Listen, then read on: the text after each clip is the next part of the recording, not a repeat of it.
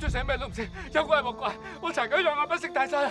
柴狗嘛，打到你變狗！好打，你叫柴狗啊嘛？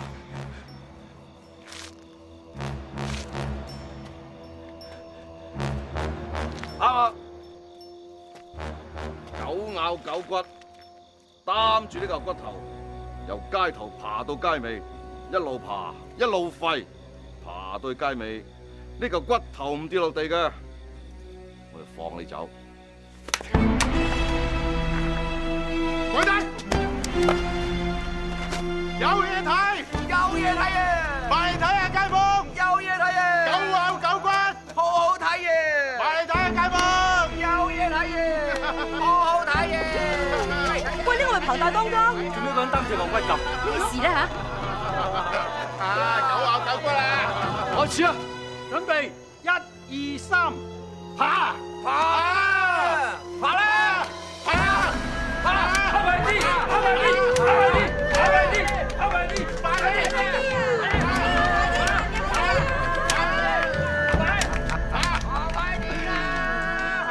喂，嗰隻狗唔識吠㗎？大聲啲吠啊！係啊！點樣吠啊？係啊！大聲啲吠啊！係啊！係啊！喂，都已經4隻腳爬㗎啦，仲爬得咁慢？快啲啊！快啲啊！快啲啊！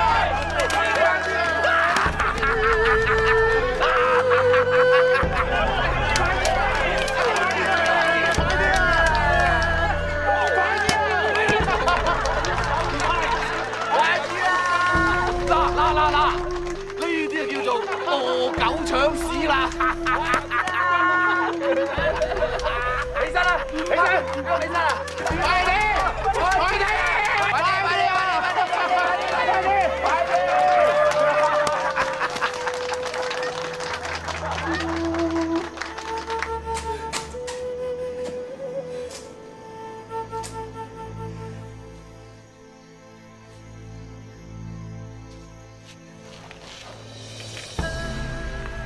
阿狗啊，你快啲走啦！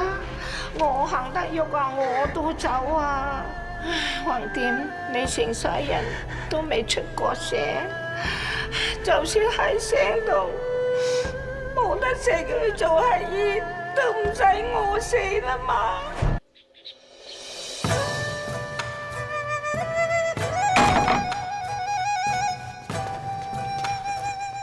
行，起身，行，起身啦，起身！啦！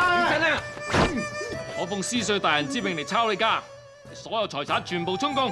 好，中意點處置我就點處置我啊！帶佢走。係。啊！嚟，咪住，件衫真絲嚟噶喎。阿俊，剝咗佢件衫。係嚟啦，亨爺除衫啦！衰仔，食碗麵，反碗底。除衫啦，講咁多嘢。除埋佢嘅玉牌，帶上枷鎖，押翻大陸。係。啊！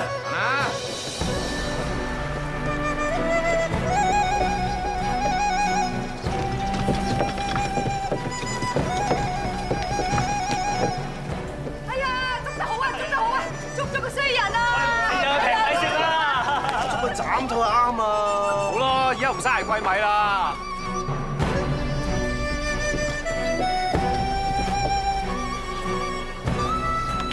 阿大統領啊，做咩唔行啊？冇嚟到呢條大街，啲往事真係一一湧現眼前。張一超啊，你仲記唔記得當日亨爺點樣對我呢個異鄉人？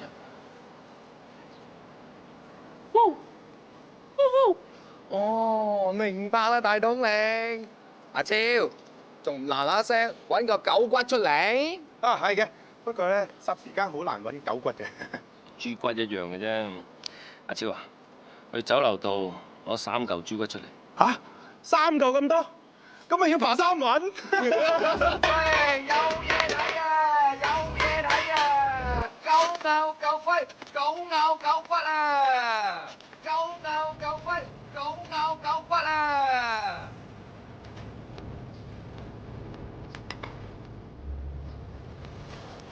擔住佢，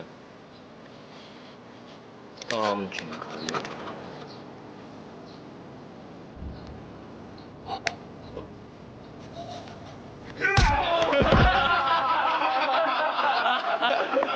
好啦，預備啦！一住跑就一住吠，個豬骨就唔可以跌落地下㗎。由街頭就跑到街尾，預備啦喎！咪住，咩事啊，大統領？阿張德超啊，我柴狗呢世人咧，真係人係見得多，從來未見過好似你兩個咁狗嘅。係嘅，係啊！一人擔嚿豬骨，陪坑夜跑。唔係嘛，大統領？嚇！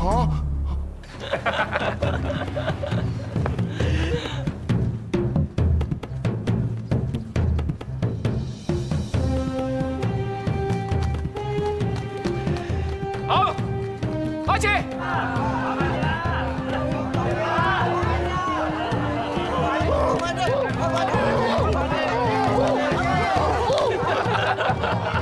跑快啲，快大聲啲。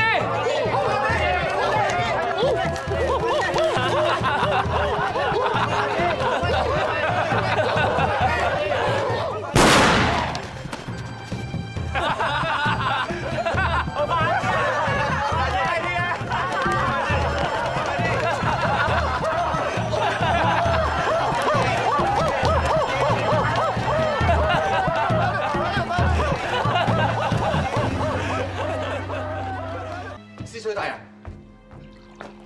啟稟司水大人，外邊嚟咗幾十人啊！佢哋知你住喺呢度，特別向你申冤嘅。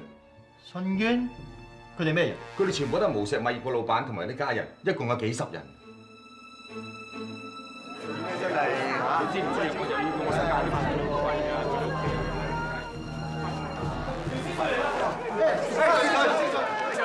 司水，你要幫下我哋啊！係啊，你一定要幫我哋作主啊！司水，快啲放咗我哋屋企人啦！大家靜一靜。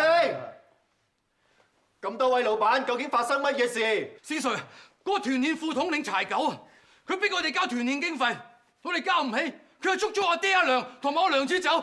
我爹今年80幾歲㗎啦。係啊，我屋企人都俾佢拉埋啊！佢叫上開嚟拉晒我屋企人啊！混咗喺邊度都唔知，實在太過分啦！你幫我哋作主啦！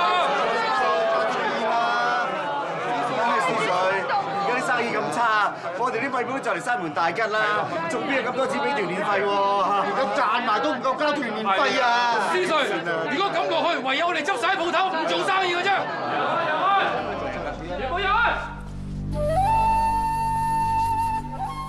司水，原來你翻咗嚟啊！參見司水。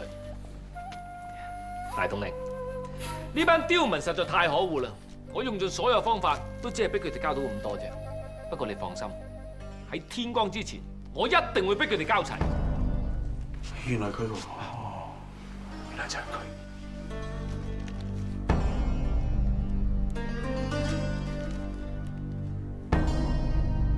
大統領，你係點樣管理嘅下屬㗎？我同大家講得好清楚，我哋太平軍入城，第一件事要做嘅係要令大家安居樂業，第二件要做嘅亦都係要安居樂業，第三、第四、第五都係。你竟然縱容你嘅下屬帶頭搞亂無錫？司水大人，我哋並冇搞亂無錫。大統領講得啱嘅，我哋唔收足團練經費，團練就冇糧出，冇糧出就冇士氣。你做出對唔住老百姓、傷害老百姓嘅事，仲喺度胡言亂語。大統領，對唔住老百姓、傷害老百姓嘅人唔係我，係你！你仲命令我要籌足6萬兩，仲喺5日之內，6日都唔得，係咪？我冇講咁説話。你要同我講，用咩手段都好，就算係捉晒佢啲老婆仔女遊，逼到佢哋吊頸都好，都要佢哋交足團練費。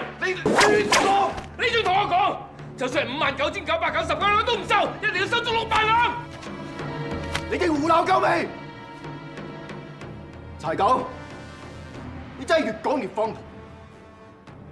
首先，我唔相信大統領叫你咁做，就算佢真係叫你咁做，你都可以同我講，絕對唔可以做出啲搞亂無實嘅事。司稅大人，乜我冇揾過你咩？我冇同你講過咩？冇錯，你係揾過我，你淨係嚟問我有關康寶琪嘅事。我係想問你關於四奶奶嘅事，但係我亦都係想勸你唔好再搞亂無錫。我搞亂無錫？係，你拉咗四奶奶就即係搞亂無錫，你仲用呢個賤人做大統領，就更加令到無錫亂上加亂。你仲唔收聲？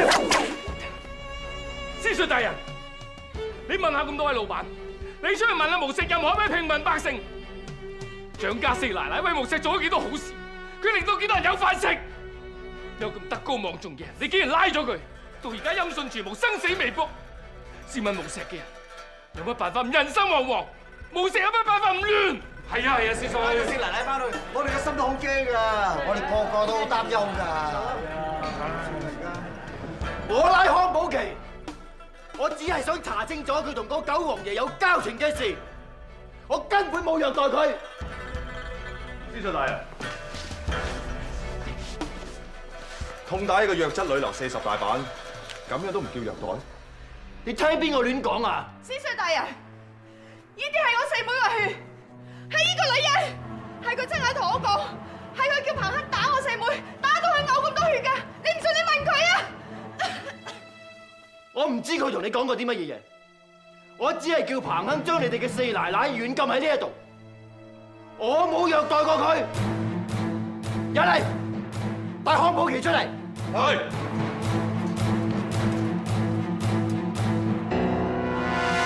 各位老闆，你千祈唔好聽佢唆擺啊！司稅唔係無端端拉康寶琪㗎，我哋的確喺我屋企收到好多佢同個九王爺來往嘅書信㗎。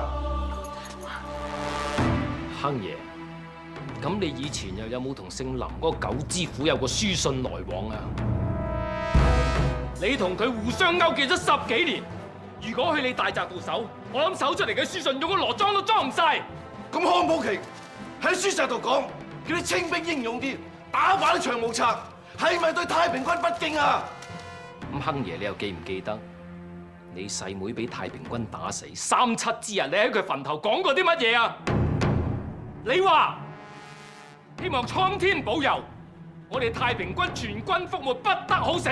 你仲指住個天詛咒我哋天王洪秀全5馬分屍，絕子絕孫。哇！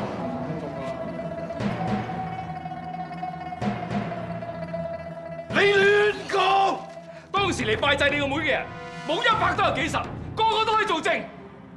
司稅大人，你口口聲聲話想搞好無錫嘅治安，其實好容易就做得到。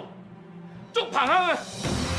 呢10幾年嚟，佢濫收漕運費，搞到無錫個個都食貴米，冇咗佢，人人即係有平米食。你話你好擔心無錫嘅治安啊嘛，好易解決嘅啫。抄彭亨嘅家，佢青幫刮刮埋埋嘅揦渣錢，冇20萬兩都有10萬兩，你攞嚟買晒米派俾啲平民百姓。試問仲有邊個偷米搶米？你想人人都擁護太平天國啊嘛，好容易嘅啫。斬彭亨嘅頭落嚟，我保證全無錫嘅百姓都上街燒炮仗，歡呼聲震天，三呼太平天國萬歲！各位老闆，大家話係咪？係，講得好。我哋所有人都收過彭亨氣㗎。我哋受呢個彭亨氣10幾20年㗎啦。各位，人生有幾多個10年？我哋受嘅已經受夠啦！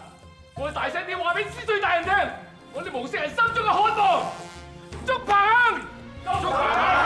抄彭亨嘅家！抄彭亨嘅家！斬彭亨個頭！斬彭亨個頭！斬彭亨個頭！斬彭亨個頭！斬彭亨個頭！夠啦！柴九，你都講夠啦。咁多位老闆，今日嘅事，我會好好咁去查一查。你哋翻去先啦。係啊，司稅啊，嗱呢件事咧，我會逐樣幫你解釋嘅。呢班刁民喺度講緊大話啫嘛。你可以話我講大話，但係咁多位老闆會夾埋一齊講大話咩？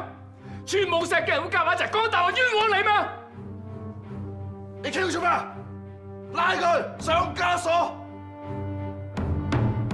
稍為有血性嘅人都想你快啲死！好啊，大家好啊，大家好啊！